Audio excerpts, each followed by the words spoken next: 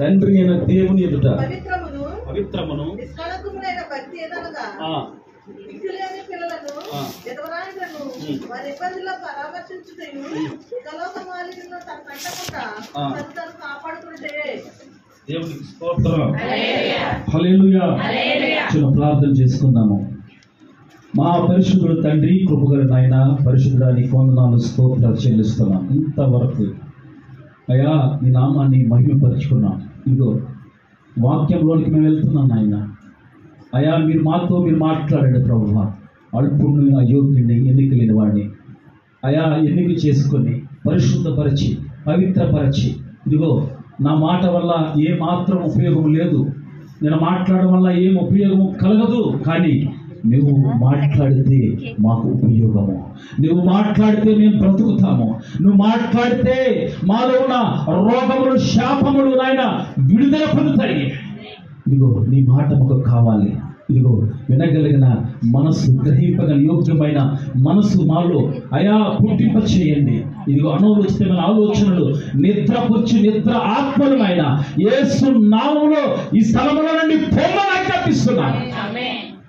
ఇదిగో ఏక మనసుతో నీ బిడ్డలు ఈ మాటలు గ్రహించడానికి, ఆలకించడానికి నీ నామానికి మహిమ తెచ్చుకోమని, ఘనత మహిమ ప్రభావాన్ని పొందుకోమని యేసు పరిశుద్ధ నామములో అడిగి వేడుకొనుచున్నాం తండ్రి. ఆమేన్. దేవునికి స్తోత్రం. హల్లెలూయా. మరి వచ్చిన సహోదరులకు, నా తల్లులకు, మీ అందరికి కూడా మరొకసారి వందనాలు తెలియజేస్తున్నాను. వందనాలమ్మా, వందనాలు. అయితే ఇక్కడ యాకోబు పత్రికలో యాకోబు తన పత్రికలో రాస్తున్న మాట ఏంటంటే, తండ్రి అయిన దేవుని ఎదుట పవిత్రమును నిష్కలంకమైన భక్తి ఏదనగా. అంటే చూడండి, ఇక్కడ భక్తులు అనేక రకాలుగా ఉన్నారు. భక్తులు కాదు, భక్తి. భక్తి నువ్వు చేస్తున్న భక్తి అనేక విధాలుగా ఉన్నది ఈ రోజున. అంటే ఎవరికి నచ్చిన భక్తి వాళ్ళు చేస్తున్నారు. అంటే దేవునికి మెచ్చిన భక్తి అనేది ఎవరు చేయట్లేదు. ఎవరికి నచ్చిన భక్తి వారిది. అంటే దాన్ని ఏ విధంగా దాన్ని వర్ణించాలంటే, నీ మనస్సు ఏ విధంగా ప్రేరేపిస్తే ఆ విధంగా నువ్వు చేస్తున్నావు. భక్తి అంటే నీ ఇష్టానుసారమైన భక్తి. కానీ దేవుడు అంటున్నాడు, దేవుని ఎదుట, తండ్రి అయిన దేవుని ఎదుట పవిత్రమును నిష్కలంకమైన భక్తి ఒకటి ఉన్నదంట. దేవుని ఎదుట సరైన భక్తి మార్గం ఒకటి ఉన్నది. మనుషులు అనుకున్న భక్తి మార్గం కాదది. దేవుడు అనుకున్న ఒక భక్తి ఉన్నది. ఆ భక్తి మార్గం ఏంటంటే, మొదటగా చూడండి, దిక్కులేని పిల్లలను, విధవరాళ్లను వారి ఇబ్బందుల్లో పరామర్శించుటయు, యహలోక మాలిన్యము తనకంటకుండా తను తాను కాపాడుకుంటాయే. ఇక రెండు విషయాలు భక్తి కనపడుతుందంట.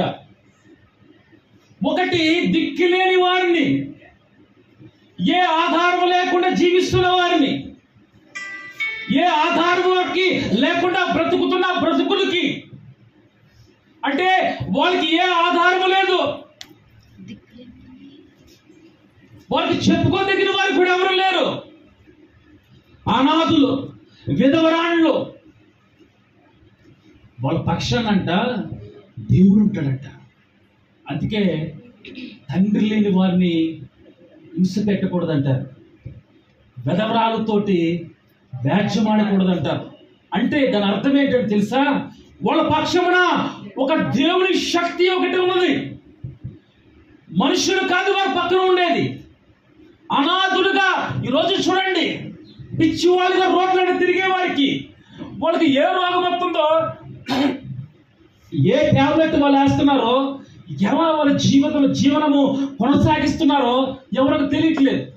నువ్వైతే రోజుకి 2 సార్లు స్నానాలు చేస్తావు, రకరకాల ఈ తలకి, ఒంటికి, మొఖానికి రకరకాలు పోతావు. నువ్వు బ్రతుకుతున్నావు, వాడు బ్రతుకుతున్నాడు. ఇంకా ముందుకు మనం వెళ్తే, కరోనా టైంలో మరి వాడెవరు చనిపోలేదు, అడుక్కునేవాడెవరు చనిపోలేదు, భిక్షమెత్తేవాడెవరు చనిపోలేదు, దరిద్రము అనుభవిస్తున్నవాడెవరు చనిపోలేదు. కొందరు చనిపోవచ్చు, కానీ ఉన్నతమైన వారి కుటుంబంలో నుంచే ఏలికలైన వారు రాలిపోయారండి. ఒక చెట్టు మీద ఒక గన్నుతో షూట్ చేస్తే ఎలాగైతే పక్షులను చెదిరిపోతాయో, ధనవంతులైన వారు, అహము కలిగిన వారు, గొప్ప పేరు ప్రఖ్యాతలు కలిగిన వారు వాళ్ళందరూ రాలిపోయారు. చూడండి, వాళ్ళ పక్షాన ఎవరున్నా నాకు తెలియదు, కానీ ఈ దీనుడు పక్షమున వ్యాజ్యమాడడానికి, న్యాయము తీర్చడానికి, వారికి సహాయం చేయడానికి దేవుడు వాళ్ళ పక్షమున నిలబడినాడట. దేవుడికి స్తోత్రం, హల్లెలూయా. మనం అంటాం కదా, లోకమైన సామెత, నువ్వు దిక్కు లేని వాడురా, నీకు ఏ దిక్కు లేదు, నీవే పెద్ద దిక్కు లేనివాడు అని లోకము మాటలు అంటారు. కానీ వారి పక్షమున నిలబడిన వాడు సైన్యములకు అధిపతి యెహోవా దేవుడు పరిశుద్ధుడంట. దేవునికి స్తోత్రం, హల్లెలూయా. వాళ్ళ పక్షాన దేవుడు అలా నిలబడుతున్నాడు. అయితే వాళ్ళకి సహాయం చేయమన్నాడు దేవుడు. వారిని ఒక్కసారి జ్ఞాపకం చేసుకోమన్నాడు దేవుడు. అది భక్తి అంట. నీ పుట్టినరోజు వచ్చింది, నీ పెళ్లి రోజు వచ్చింది, నీ గృహంలో ఒక సంతోషకరమైన దినాలు కొన్ని నువ్వు చూస్తూ ఉంటావు. బిర్యానీ చేసుకుంటావు, రుచికరమైన ఆహారములు 2 రకాల 4 రకాల నాన్ వెజ్ చేసుకుంటావు. నువ్వు తింటావు, దాచుకుంటావు, అరిగిపోయింది. కానీ ఏ ఆహారం లేక, నివాసమే లేక ఆ చెట్టు పక్కనో ఆ రోడ్డు పక్కనో పడి ఉన్నాడే, అలాంటి వ్యక్తి ఎప్పుడైనా నీకు సంతోషము కలిగిస్తున్న దినాల్లో జ్ఞాపకం చేసుకుంటావా? ఎవరు చేసుకో, రానకూడదు, నిషిద్ధమైనది, అది ప్రొహిబిటెడ్ ఏరియా, ఈ స్థలంలో రాకూడదంట. నీ ఇంట్లోకే కనీసము నువ్వు సిద్ధపరచుకున్న ఆహారమైన కొంత అయినా వాళ్ళకి పెట్టావా? పెట్టరు. పక్కన వారికి పెట్టరు కదా, ఇంకా అడుక్కునే వారికి ఏం పెడతారు? దీనిలో ఒక ఆధ్యాత్మికమైన వివరణ ఉన్నది. ఆ మాట చెప్పి నేను ముందుకు వెళ్తాను. దీనులను కనుకరించాలంట, దీనుల పైన జాలి చూపాలంట, దీనులను ప్రేమించాలంట.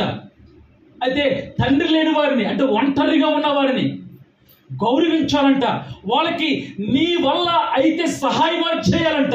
నీ వల్ల అవుతున్నప్పుడు నువ్వు తింటావు కదా, ప్రతిరోజు 3 సార్లు తింటావే, 4 సార్లు తింటావే, ఒక్క రోజైనా కొంచెం అన్నమైనా కనీసం ఎవరికైనా పెడదామనే ఆలోచన నీలో పుడుతుందా?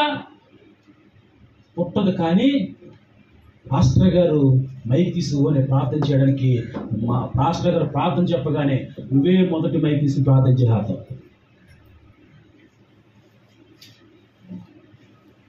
ఒకవేళ ఈ గొలుసు కట్టు ప్రార్థనలోను, లేదంటే ఒక ప్రార్థన సహవాసంలోను గంటల ప్రార్థన చేస్తూ ఉంటాం. ఏది నీ భక్తి? భక్తి క్రియల రూపముగా కనపడాలి, భక్తి క్రియల రూపముగా చూపించాలి. భక్తి ఆ విధంగా కనబడితేనే సరైన భక్తి. దీనులనే కనుకరించలేని మనసు నీకున్నప్పుడు, విధవరాలనే కనుకరించలేని మనసు నీవు ఉన్నప్పుడు, ఆవిడ ఇలా ఎదురొస్తే నువ్వేదో కాలిపోతున్నట్టు ఫీల్ అయిపోతావు. ఈ రోజున నువ్వు అలాగొస్తే నువ్వేదో నాశనం అయిపోతున్నట్టు ఫీల్ అయిపోతున్నాడు. నా దేవుడు అంటున్నాడు, అలాంటి మనసు నీలో ఉంటే నువ్వు చేసే భక్తి మృతము. నువ్వు చేసే భక్తి మృతము. అది నీకు జీవముకు నడిపించే మార్గము కాదు. నా దేవుడు చూడండి, పాడినే ముట్టిన దేవుడు. ధర్మశాస్త్రం అంటుంది, అపవిత్రమైన వాటిని ముట్టినప్పుడు నువ్వు శుద్ధుడు కావడానికి కొన్ని రోజులు ప్రార్థన చేయాలి, కొన్ని రోజులు ప్రత్యేకముగా ఉండాలి అని ధర్మశాస్త్రం చెప్తుంది. కానీ ఒక పాడిని తీసుకుని వస్తున్నప్పుడు నా ప్రభు ఏం చేశాడంటే ఆ పాడిని ముట్టి లే అన్నాడు. దేవునికి స్తోత్రం, హల్లెలూయా. అట్టి మనస్సు దేవుని మనస్సు. దేవుడు వాళ్ళని కనికరించమంటున్నాడు, దీనులను కనికరించమంటున్నాడు, విధవరాలను కనికరించమంటున్నాడు, దిక్కులేని బిడ్డలను కనికరించమంటున్నాడు. నీ వల్ల సహాయం అయితే వారికి కొంత సహాయం చేయమంటున్నాడు. నీవేమో అవేమి చేయకుండా బైబిల్ని ఆధారం చేసుకుని, నేను బైబిల్లో ఉన్న ప్రకారమే జీవిస్తాను, విశ్వాసం ప్రకారం జీవిస్తారు, కరెక్టే. విశ్వాసము ఉన్న కరెక్టే. దానికి క్రియలను అటాచ్ చేయాలి, జతపరచాలి. క్రియలు అంటే నిజ జీవితం. క్రియలు అంటే నువ్వు చేస్తున్న పని జతపరచాలి. నువ్వు చేస్తున్న భక్తి ఎలా ఉందంటే నీ ముందు చెప్పకపోవచ్చు, కానీ నీ వెనకున్నవారు చెప్తారు. నీ ప్రార్థన జీవితం ఎలా ఉంటుందో, నీ వ్యక్తిగత జీవితం ఎలా ఉంటుందో, నీ బిహేవియర్ ఏ విధంగా ఉంటుందో వాళ్ళు చెప్పగలుగుతారు. వాళ్ళే చెప్పగలిగినప్పుడు ఇదిగో పరలోకమందున్న ఆయన ప్రతి మనిషిని, ఆయన కంట నుండి ప్రతి నేత్రమును, ప్రతి వ్యక్తి యొక్క నడకను నా దేవుడు చూస్తూ ఉంటాడు. ఆయనకు కనపడకుండా ఎక్కడ దాక్కుంటారు నీ భక్తి జీవితంలో? కొంచెం మార్పు కావాలంటాడు నా ప్రభు. వారి పక్షమున ఎవరు నిలబడకపోయినా, వారి పక్షమున ఎవరు లేకపోయినా నేనున్నాను అంటున్నాడు. నేనంటే సైన్యములకు బతికి యెహోవా దేవుడు పరిశుద్ధుడు పరిశుద్ధుడని నిత్యము గాన సంతోష గానములు ఎక్కడైతే చేస్తున్నారో ఆ దేవుడు వారి పక్షమున ఉంటాడంట. మిమ్మల్ని అనాథలుగా విడిచిపెట్టను అని వాగ్దానం ఎవరికంటే ఇదిగో వాళ్ళకే. వాళ్ళను ప్రేమిస్తే, వాళ్ళను గౌరవిస్తే, వారికి నీ చేయగలిగిన సహాయం వారికి చేస్తే నా దేవుని మనస్సు నీలోనికి వస్తుంది అంటాడు. నా దేవుని స్వభావము నీలోనికి వస్తుంది అంటున్నాడు. అది సరైన భక్తి. దేవుని స్తోత్రం, హల్లెలూయా. రెండోది చూడండి, రెండోది ఈ లోక మాలిన్యము. అలా చెప్పండి, ఈ లోక మాలిన్యము. ఈ లోక మాలిన్యము తనకంటకుండా తన్ను తాను కాపాడుకునేవాడు. ఈ లోకములో ఉన్నావా ఏంటి మనకు తెలుసు. శరీరాశ, నేత్రాశ, జీవకుటంబము, ఇవి మనిషిలోనే ఉన్నవి. ఇది పైనుండి వచ్చినవి కాదు, దేవుడి దగ్గర నుంచి వచ్చినవి కాదు, పరలోక సంబంధమైనవి కాదు, దైవ సంబంధమైనవి కావు. ఇవి లోక సంబంధమైన వాటి. ఇవి దేవుడు అంటున్నాడు ఈ లోక మాలిన్యము నీకు అంటకుండా ఉండాలంటే, ఈ లోక మాలిన్యములో నువ్వు ఉండకుండా, వాటిలో నువ్వు ఉండకూడదు. దానికి చక్కని వివరణ ఏంటంటే అన్నీ కావాలి, లోకము కావాలి, లోకంలో అన్నీ కావాలి, దేవుడు కూడా కావాలి. ఈ లోకంలో ఉన్న అన్నీ కావాలి, దేవుడు కావాలి. అది ఎలాగా ఇముడుతుంది? ఇముడదు, సిమిడిపోతుంది. అది ఇమిడేది కాదది. లోకము కావాలి, దేవుడు కావాలి. దేవుని వాక్యం ఏమంటుందని తెలుసా? ఈ లోక స్నేహము దేవునికి ఏంటంటమ్మా విరోధం అంటారు. ఈ లోకముతో స్నేహము చేసేవాడు దేవునికి విరోధి. ఈ లోకముతో సాంగత్యం చేయవాడు, లోకముతో సాంగత్యం చేయవాడు, చెయ్యువారు, అది ఆడవాళ్ళైనా మగవాళ్ళైనా ఎంతటి వారైనా లోకముతో సాంగత్యం చేయవాడు, లోకమును అనుసరిస్తూ జీవిస్తున్నవాడు దేవుని దృష్టికి సరైనవాడు కాదడు. దేవుని దృష్టి అతని మీద పడదు. దేవుని కనికరము ఆ వ్యక్తి మీదకు రాదు. ఎందుకంటే ఈ లోక మాలిన్యము అంటే ఈ లోక సంబంధమైన మురికి, ఈ లోక సంబంధమైన పాపములు, ఈ లోక సంబంధమైన అపవిత్రత లో ఉండి భక్తి చేస్తున్నాడు. వాడు ప్రార్థన చేసిన ఉపయోగం ఉంది, ఉపవాసం ఉన్న ఉపయోగం ఉంది, కన్నీరు కాచిన ఏం ఉపయోగం ఉంది, రోధించిన ఉపయోగం ఉంది. ఏం ఉపయోగం ఉంది? అది నీటిలో పోసిన పని, అది అంటారు కదా, నీటిలో పోసిన పన్నీరు వేస్ట్, వృధా. ఆ భక్తులు వృధా. మరి సరైన భక్తి ఏంటి అంటే దేవునికి మెచ్చే భక్తి. దేవునికి స్తోత్రం, హల్లెలూయా. నిజమైన భక్తి. ఈ రోజున అలాంటి నిజమైన భక్తి ఎంతమంది చేస్తున్నారు? మనుషులకు మెచ్చే విధంగా, సేవకుడికి మెచ్చే విధంగా, సేవకుడికి నచ్చే విధంగా భక్తి చేస్తున్నారు. అది సరైనది కాదు. ఆ సేవకుడైనా, నేనైనా, ఎవరైనా మనిషే. వాళ్ళకి కనపడకపోవచ్చు నీ భక్తి జీవితం, నీ పర్సనల్ లైఫ్, కానీ నీ హృదయాలోచనలు ఎరిగిన దేవుడు పైన ఉన్నాడు. ఆయన నిన్ను నన్ను గమనిస్తూ ఉంటాడు. నువ్వేం చేస్తున్నావో, నువ్వేం మాట్లాడుతున్నావో, నువ్వు నిజముగా ప్రార్థన చేస్తున్నావా, నిజముగా భక్తి చేస్తున్నావా, లేదంటే ప్రాణ భయంతో చేస్తున్నావా, లేకపోతే సమాజంలో నేను ఈ విధంగా ప్రార్థన చేస్తే నాలాంటి భక్తి పరులు లేరు అని చెప్పుకునే విధంగా చేస్తున్నావా? ఒకసారి నువ్వు ఆలోచన చేయాలి. అలాంటి దేవుడు త్రోసివేస్తాడు. అలాంటి వారిని అవిశ్వాసులుగా మార్చి వేస్తున్నాడు. అవిశ్వాసాల జాబితాలో దేవుడు తీసేస్తున్నాడు. సరే, నువ్వు సరిచేయబడాలి. మొదటిగా నీ భక్తి జీవితంలో నువ్వు సరిచేయబడాలి. ఈ లోక మాలిన్యము నీకు అంటకుండా నీ నోరు నువ్వు కాపాడుకోవాలి, నీ పెదవులను కాపాడుకోవాలి, నీ చేతులను కాపాడుకోవాలి, నీ కాళ్ళను కాపాడుకోవాలి. ఇదిగో ఈ లోకంలో జీవిస్తున్నంతసేపు నువ్వు కాపాడబడుకోవాలి. అంటే నీ చేతులు అపవిత్రమైన వాటిని ముట్టకుండా, నీ పెదవులు అపవిత్రమైన మాటలు మాట్లాడకుండా, నీ చెవులు అపవిత్రమైన వాటికి అవకాశం ఇవ్వకుండా, నీ పాదములు సినిమా హాల్లోకి వెళ్ళకుండా. నాకు గొప్ప గొప్ప భక్తులు తగులుతూ ఉంటారు. సినిమాకి వెళ్తున్న ప్రార్థన చేయమన్నదో పిల్ల.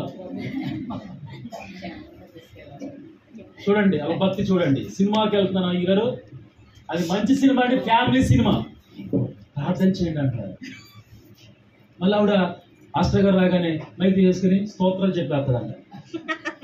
మరి పాస్టర్ గారు తెలీదు, మరి పక్కన వాళ్ళు తెలీదా? ఆవిడంటే ఇంకొకరు అనుకుంటారు, నేను ఒక్క సినిమాకి వెళ్తే ఆవిడ 2 సినిమాకి వెళ్తుంది, ఆవిడ కన్నా తక్కువే అని నిన్ను నీవు ఏం చేస్తావంటే సరి చేసుకుంటున్నావు. ఇంకోటి ఏంటంటే కొందరు ఆ సినిమాకి వెళ్ళకుండా ఫోన్లోనే డౌన్లోడ్ చేసేసుకొని చూసేసి నేను చూడలేదండి, నేను ఎరగనండి, నాకు తెలియదండి అంటావు. ఒంటరిగా ఉన్నప్పుడు ఆ పాట పాడుతూ ఉంటావు. కానీ నిన్ను నీ భర్త గమనించకపోవచ్చు, నీ తల్లిదండ్రులు గమనించకపోవచ్చు, కానీ నా దేవుడు నిన్ను గమనిస్తూ ఉంటాడు. ఎందుకంటే భక్తి ఎంత నువ్వు చెయ్యగలిగితే, నా దేవుని ఎదుట ఎంత యథార్థత జీవితం నువ్వు కలిగి ఉంటే, నా దేవుడు యథార్థవంతుల యొక్క ప్రార్థన వినే దేవుడు. దేవునికి స్తోత్రం, హల్లెలూయా.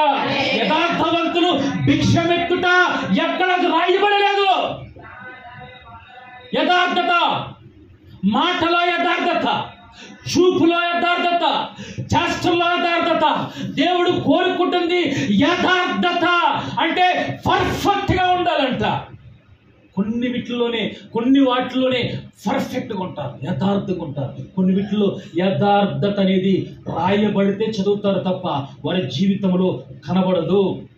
కానీ ఈ రోజు నా ప్రభు అంటున్నాడు, అది నీలో కనబడాలి. దేవునికి స్తోత్రం, హల్లెలూయా. అది కనబడే విధంగా ఉండాలి. అది నిజమైన భక్తి. ఈ రోజున ఎవరికి నచ్చిన భక్తి వాళ్ళు చేస్తున్నారు. చూడండి, ఇంకో వాక్యాన్ని నేను మీకు అందించి ముందుకు వెళ్తాను. ద్వితీయోపదేశ కాండము 10వ అధ్యాయము 12వ వచనాన్ని ఒకసారి చూద్దాం. కాబట్టి ఇశ్రాయేలు భయపడి ద్వితీయోపదేశ కాండము 10:12 అమ్మ.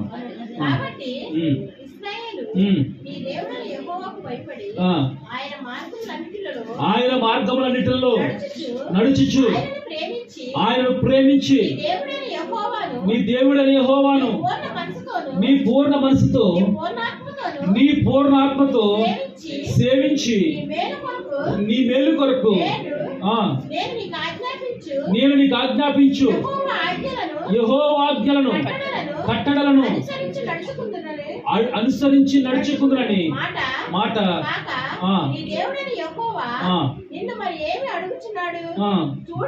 చూడండి, దేవుడు అడుగుతున్నాడంట. దేవుడు నిన్ను అడుగుతున్నాడు. ఏమని అడుగుతున్నాడంటే, నీ నుండి ఒక భక్తి జీవితాన్ని దేవుడు ఎక్స్పెక్ట్ చేస్తున్నాడు. నీ నుండి దేవుడు ఒకటి కోరుకుంటున్నాడు. నేను దేవునికి ఏమి ఇవ్వాలి, ఏమి ఇచ్చినా తీసుకోడు. ఎందుకంటే డబ్బులు ఇచ్చినా తీసుకుంటాడా, తీసుకోడు. ఆహారం ఇచ్చినా తీసుకుంటాడా, తీసుకోడు. నేను ఏమి ఇచ్చా, ఉన్నదంతా నీకు ఇస్తాను అంటారు మాటలు. కానీ నువ్వు ఇవ్వలేనిది నీ ఆధ్యాత్మిక స్థితిని దేవుడు కోరుకుంటున్నాడు. దేవుని ఆజ్ఞలను గైకోరమంటున్నాడు. వాటిని గట్టిగా పట్టుకోమంటున్నాడు. ఇదిగో నీ పూర్ణ హృదయంతో, నీ పూర్ణ ఆత్మతో, నీ పూర్ణ శక్తితో దేవుణ్ణి ఆరాధన చేయమంటున్నాడు. ఆయన ధ్యానం చేయమంటున్నాడు. అది భక్తి జీవితము. కానీ ఈ రోజున మనుషులకు కనబడే విధముగా, మనుషులకు మెప్పించే విధముగా, సేవకులకు కనబడే విధముగా, ప్రార్థనా పరులను చెప్పుకున్నట్టు విధముగా నీ భక్తి జీవితము ఉంటే అది మృతము, అది వ్యర్థము, అది పనికిరానిది. మరి పనికొచ్చేది ఏంటంటే యాకోబు పత్రిక ఆ యొక్క వాక్యం ఏముందంటే, దిక్కులేని వారిని, ఎడవరాండ్లను, వారి ఇబ్బందులు అంటే పలకరించాలి. అంటే వాళ్ళ దగ్గరికి వెళ్ళి పలకరించాలి. వాళ్ళు ఎదురొస్తేనే నువ్వు వెనక్కి పారిపోతావు కదా, వాళ్ళు ఎదురొస్తేనే నువ్వు మొక్కడు తిప్పేసుకుంటావు కదా. వాళ్ళ ఇంటికి వెళ్తావా, పలకరిస్తావా, ఎలా ఉన్నావమ్మా, కొంచెం అన్నం తిన్నావా, ఎలా ఉన్నావు అని పలకరిస్తావా? వాళ్ళ ముఖమే చూడకూడదని అనుకుంటారు చాలా మంది. అన్నీ కావాలి, లోకము కావాలి, లోకంలో అనుసరిస్తున్న అనుసరులు కావాలి, ఇవన్నీ కావాలి. కానీ ఓ పక్కన దేవుడు కూడా కావాలంట. అలాంటి భక్తి ఉంటే అది సరైనది కాదు. అలాంటి భక్తి జీవితం కలిగి ఉంటే అది సరైనది కాదు. అది మార్చుకోమని నా దేవుడు అంటున్నాడు. రెండోది ఏంటంటే, ఈ లోక సంబంధమైన మాలిన్యము నీకు అంటకుండా నువ్వు ఉండాలి, కాపాడుకోవాలి. ఎట్లా కాపాడుకుంటావు? ఇహలోక సంబంధమైన వాటిని అంటుకోకుండా, అంటించుకోకుండా నువ్వు ఉండాలంటే నిరంతరము నీ హృదయంలో దేవుని వాక్యము భద్రపరచుకోవాలి. 119వ కీర్తనలో ఉంటది కదా, ఇదిగో మొదటి ఆ వచనాల్లో, నీ ఎదుట నేను పాపము చేయకుండా ఉండాలంటే నా హృదయములో నీ వాక్యమును ఉంచుకుని ఉన్నాను. అంటే హృదయములో వాక్యము ఉన్నప్పుడు, నీ హృదయములో దేవుని యొక్క వాక్యం ఉన్నప్పుడు నీకు భయము పుడుతుందంట. ఆ భయం ఏం చేస్తుందంటే పాపము చేయకుండా, అంటే పాపం వైపు వెళ్ళకుండా, ఏది పాపము అనబడుతుందో ఆ పాపం వైపు వెళ్ళకుండా నీ అడుగులను వెనకకు జరుపుతుంది. అది పరిశుద్ధాత్మ దేవుడు, దేవుని యొక్క వాక్యము. దేవునికి స్తోత్రం, హల్లెలూయా. మరి అదే హృదయములో దేవుని వాక్యము లేకుండా ఈ లోక సంబంధమైన వాటిని నీ హృదయంలో పెట్టుకున్నప్పుడు, ఈ లోక సంబంధమైన వాటిని నీ హృదయంలో పెట్టుకున్నప్పుడు, అలాగే ఈ రోజున సినిమా పాటలు పెట్టుకుంటే, ఈ సీరియల్ పెట్టుకుంటే, ఈ లోక సంబంధమైన మాటలన్నీ కూడా ఇక్కడ వాళ్ళ మాటలు, అక్కడ వాళ్ళ మాటలు, వాళ్ళ కుటుంబాల గురించి, వీళ్ళ కుటుంబాల గురించి నువ్వు అనుకున్న మాటలన్నీ పెట్టుకుంటే నీ లోక మాలిన్యము నీ కంటినట్టే. మరి అలాంటి భక్తి జీవితము దేవునికి ఉపయోగకరమైనది కాదు. ఏమాత్రము అలాంటి జీవితము అవసరమైనది కాదు. అలాంటిది ఉంటే మార్చుకోమని దేవుడు మరొకసారి దేవుడు హెచ్చరిస్తున్నాడు. విశ్వాసం ఉంది, సరిపోతుందా? కాదు. విశ్వాసములకు కావాల్సింది ఏంటంటే క్రియలు లేని విశ్వాసము మృతము, అంటే అది వ్యర్థము. నువ్వు విశ్వాసం ఉందంట. చూడండి ఆ వాక్యములో, రాత్రికాల సమయంలో ఈ వాక్యాన్ని నేను ధ్యానించినప్పుడు నాకు చక్కని మాటలు నాకు కనపడ్డాయి. అంటే నాకు విశ్వాసం ఉంది, క్రియలు కూడా నాకు ఉన్నాయి అనుకుంటారు. ఇద్దరు వ్యక్తులు మాట్లాడుకుంటారు. అక్కడ కదమ్మా,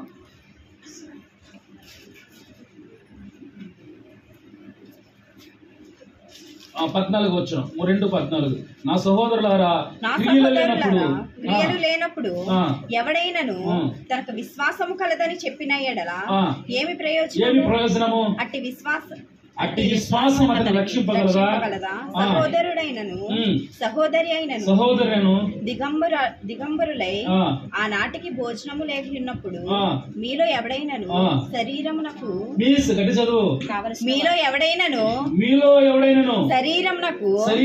కావలసిన వాటిని సమాధానముగా వెళ్ళుడి, చలి కాచుకొనుడి, తృప్తి పొందుడని చెప్పిన ఎడల ఏమి ప్రయోజనము? చూడండి ఒక మాట, అలాగే ఒక్క నిమిషం ఆగు. ఇక్కడ విశ్వాసం ఉంది, క్రియలు ఉన్నాయి. ఈ రెండు మాట్లాడుకుంటున్నాయి. విశ్వాసం ఉన్న వ్యక్తి అంటాడు, ఆ క్రియలు ఉన్న వారి ఇంటికి వెళ్ళి, అమ్మా అన్నం తినేసాడు. ఆడికి లేదు, వాళ్ళ ఇంట్లో వండుకోవడానికి కూడా ఏం లేదు. ఆవులించే పుల్లగా చివరిదా తిని ఆవులించుకుంటూ వెళ్ళి, తినేసానమ్మా, బాగున్నావా, తిన్నావా? ఇంకా ఆవిడ మాట వినదో, తిన్నావా, బాగున్నావా, తినేసావా, సమాధానంగా ఉండమ్మా అంటే తనకి ఏమనిపిస్తుంది? అది భక్తేనా? కానీ అవతల వ్యక్తికి అవకాశం ఇస్తున్నావా? ఆవిడ యొక్క పరిస్థితి ఎరుగున్నావా? ఒకవేళ అలాంటి మనస్సు ఉంటే ఇక్కడ చూడండి, సహోదరులైనను సహోదరులైనను దిగంబరులై ఆ నాటికి భోజనం లేక ఉన్నప్పుడు మీలో ఎవడైనను శరీరములకు కావలసిన వాటిని యొక్క, అంటే శరీరములకు వస్త్రముని యొక్క, అంటే తినడానికి ఆహారం యొక్క, అంటే కట్టుకోవడానికి వస్త్రాలు లేకపోతే దేవుడు అన్నాడు వాళ్ళకి వస్త్రాలు ఇయ్యి, కొత్తది వస్త్రం లేదు, నీకు కలిగిందే వాడికి ఇయ్యి, పాతదే ఉంటే వాడికి ఇవి అని దేవుడు అంటున్నాడు. చూడండి కిందకి, సమాధానముగా వెళ్ళండి, మీలో ఎవడైనా శరీరముకు కావలసిన వాటిని యొక్క సమాధానముగా వెళ్ళండి, చలి కాచుకుని తృప్తి పొందడానికి చెప్పిన ఎడల ఏమి ప్రయోజనము? అంటే ఇక్కడ ఆ వ్యక్తికి కావాల్సినది ఇవ్వకుండా నువ్వు సమాధానముగా ఉండమ్మా, సంతోషముగా ఉండమ్మా, నేను కడుపు నిండా తినేసాను నువ్వు కూడా తినేసావని అనుకుని ఉండమ్మా అంటే ఏంటి ప్రయోజనము? ఏ మాత్రము ప్రయోజనం లేదు. అలాగా అలా మాట్లాడే వాళ్ళు ఉంటారు ఈ రోజున. చూడండి, ఈ రోజున ఆ విధంగా చెప్పేవారు కూడా ఉంటారు. అలా చెప్పేవారు ఉన్నారు కాబట్టి ఈ వాక్యం రాయబడింది. చూడండి, అలాగే విశ్వాసము అది ఒంటిగా ఉండి మృతమైనది అగును. దేవునికి స్తోత్రం, హల్లెలూయా. ఈ రోజున విశ్వాసికి తనతో అటాచ్మెంట్ చేయవలసింది ఏంటంటే, తనతో రావాల్సింది ఏంటంటే క్రియలు. చెప్పండి అందరు కూడా, క్రియలు. క్రియలు అనేవి ఏం చేస్తాయంటే మన గురించి సాక్ష్యం ఇస్తూ ఉంటాయి. ఇంకా మీకు అర్థమయ్యేదిగా చెప్తాను. నేను వచ్చాను ఈ రోజున, ఈ ప్రార్థన చూసుకున్నాను, ఆడవిడిగా వచ్చాను, అయ్యే పని చేసుకున్నాను, ఇవన్నీ సిద్ధపరచుకుని మళ్ళీ నేను వెళ్ళిపోతున్నాను. రేపు వెళ్ళిపోయిన తర్వాత మరి డ్యూటీ చేసుకున్న తర్వాత మన గురించి చెప్పుకునే వాళ్ళు ఉంటారు. అది మంచి అయినా చెడైనా చెప్పుకునే వాళ్ళు ఉంటారు. అదే క్రియలు. అంటే నేను మంచిగా యథార్థముగా నమ్మకముగా ఈ పరిచయను కొనసాగిస్తున్నాను అనుకోండి, దాని గురించి మంచిగానే చెప్తూ ఉంటారు. లేకపోతే అక్రమంగా అన్యాయముగా దేవునికి వ్యతిరేకముగా వాక్యములో లేని బోధను బోధిస్తూ కల్పిత కథలు చెబుతూ ఏదో కొత్త బోధను పరిచయం చేసి జనాల్ని మభ్యపెట్టిన విధముగా, లేకపోతే జనాల్ని మభ్యపెట్టి నా వైపు ఆకర్షించుకుని నా వైపు తిప్పుకునే విధంగా ఉంటే అది కూడా చెప్పుకుంటారంట. అది క్రియలు. చెప్పండి, క్రియలు. నువ్వు విశ్వాసి, క్రియలు నీతో పాటు ఆ క్రియలు కూడా వస్తాయంట. దేవుని ఎదుట నువ్వు నిలబడినప్పుడు ఆ క్రియలే అవి అక్కడ కలపబడతాయి. ఏం చేశాడు వీడు? ఇవిడేం చేసింది? అదిగో నమ్మకముగా ఉంది, కానీ కొన్ని వీటిల్లో నమ్మకము లేదు. ఇదిగో కొన్ని విషయాలు మాత్రమే నమ్మకముగా ఉంది, మిగతా విషయాల్లో నమ్మకము లేదు. 10 ఆజ్ఞలు ఉన్నాయి, కానీ 2 ఆజ్ఞలు మాత్రమే పాటించింది, కానీ మిగతా 8 ఆజ్ఞలు పాటించలేదు. దొంగతనము చేయొద్దు అన్న ఆజ్ఞ పాటించింది. నీ దేవుడే యెహోవాను పూర్ణ హృదయంతో పూర్ణాత్మతో ఆరాధించాలి, సేవించాలి అన్నది పక్కన పెట్టేసింది. నీ దేవుడే యెహోవా నామమును మాత్రమే నువ్వు ఉచ్చరించాలి. బలి ఇచ్చిన దాన్ని పట్టుకోక తినకూడదు, విగ్రహములకు అర్పించిన దాన్ని ముట్టకూడదు. ఇవన్నీ కూడా పక్కన పెట్టేస్తూ ఉంటారు. ఈరోజు చూడండి, వాటిని ముట్టి వాటి దగ్గరికి వీళ్ళని అపవిత్రపరచబడుతున్నారు. ఈ రోజున క్రైస్తవులు అనబడుతున్న వారే అన్య విగ్రహాల జోలికి వెళ్తున్నారు. ఈ ప్రసాదాలు తింటున్నారు. తెచ్చుకోవడం తినడమే కాదు, తెచ్చుకుని ఇంట్లో దాచుకుంటున్నారు. అది అపవిత్రమైనది, అది నిషిద్ధమైనది. అవి చేస్తూ ఉంటావు, కానీ 2 ఆజ్ఞలు పట్టుకుంటావు. ఆ 2 ఏంటంటే దొంగతనము చేయరు కదా, ఇది ఇంకోటి అబద్ధం అంటే రోజు ఆడతారు, అది కామనం. ఏదో 2 ఆజ్ఞ పెట్టుకొని నేను భక్తి చేస్తున్నాను, నేను నీతిగా ఉంటున్నాను, నేను యథార్థంగా ఉంటున్నాను అని మాటలు పలుకుతూను జనాల్లో నువ్వేం చేస్తావంటే నిన్ను నువ్వు చూపించుకుంటావు అంటావు. కానీ అలాంటి మనుషులు చూడొచ్చు, సేవకుడు చూడొచ్చు, లేదంటే నీ పక్కన ఉన్నవారు భలే ప్రార్థన చేస్తుంది కదా, భలే భలే మాట్లాడుతుంది కదా, లేకపోతే ఇంకా భలే ఆరాధన చేస్తుంది కదా అని నీ పక్కన వాళ్ళు పొగుడుతారేమని నువ్వు ఆ విధంగా ఉండొచ్చు. కానీ దేవుడు సిన్సియరిటీని చూస్తున్నాడు, యథార్థతను చూస్తున్నాడు, యథార్థమైన భక్తిని చూస్తున్నాడు. అది మనుషులకు కనపడదు, అది మనుషులకు కనపడదు. అందుకే ప్రభు అన్నాడు కదా, మొదటిగా నీ యొక్క గృహంలోనికి వెళ్ళి, నీ గదిలోనికి వెళ్ళి తలుపు వెయ్యి. నీ పక్కోడు కూడా చూడకూడదు నువ్వు చేసే ప్రార్థన. నీ పక్కోని భర్త కూడా వినకూడదు నువ్వు చేసే ప్రార్థన. నీ బిడ్డలకు కూడా వినకూడదు నువ్వు చేస్తున్న ప్రార్థన.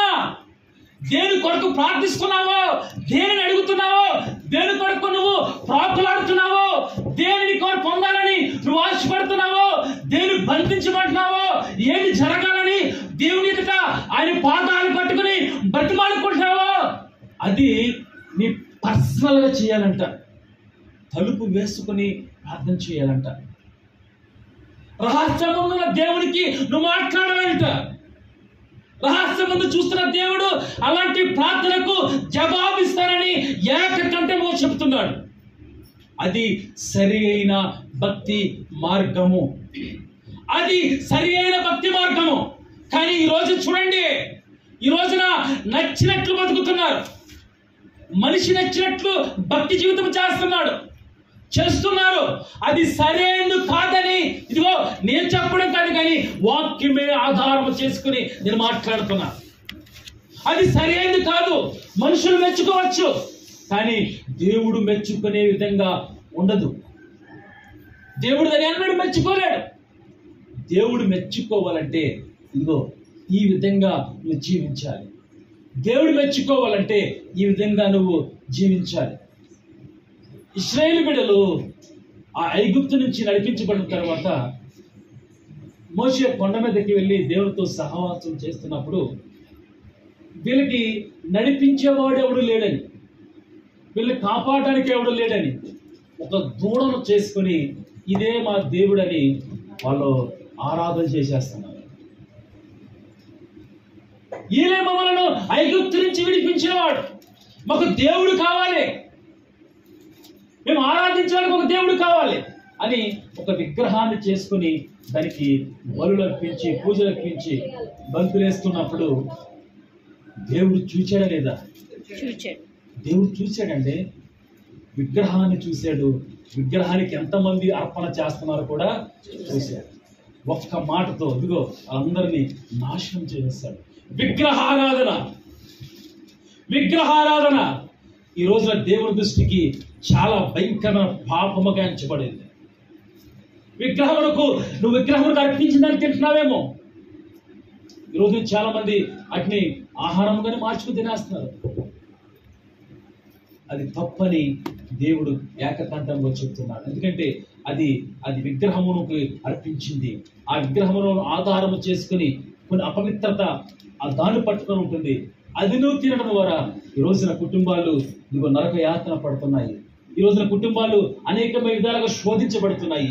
ఈ రోజున కుటుంబాల్లో అనేకమైన గొడవలు రావడం కారణము ఆ విగ్రహారాధన సంబంధించిన నైవేద్యాలు తినడం ద్వారా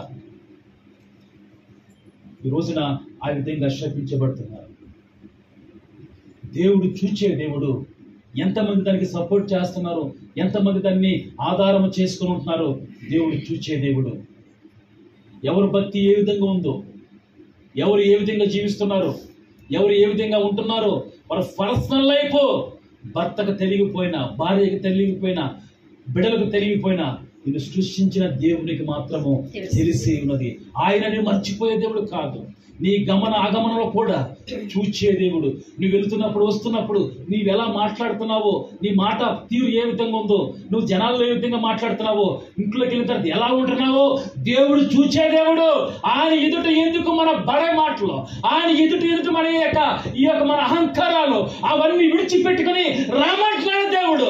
అవన్నిటిని విడిచిపెట్టుకుని విశ్వాసాన్ని క్రియలతో పట్టుకుని వచ్చి నువ్వు ప్రార్థన చెయ్యి. నీ ప్రార్థనకు నేను జవాబు ఇవ్వబోతున్నాను. ఎందుకంటే నీతిమంతులు ప్రార్థన చేయగా వారు పొందకుండా ఉండలేరు. యథార్థవంతులు ప్రార్థన చేయగా ఏది కూడా పొందకుండా ఉండలేరు.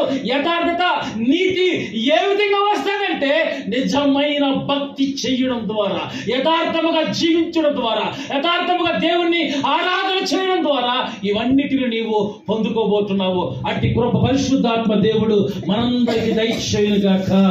ఆమేన్. అట్టి భక్తి మార్గంలో ప్రభువును నడిపించును గాక. ఆమేన్. చిన్న ప్రార్థనలో తీర్మానంలోనికి వెళ్తాము. చిన్న ప్రార్థన.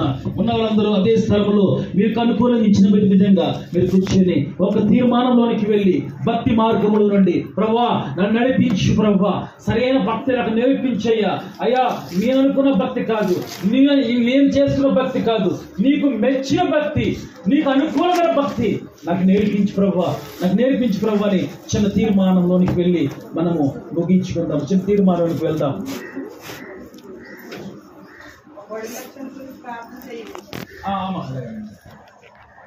చిన్న తీర్మానంలోకి వెళ్దాం. తీర్మానము ఇంకో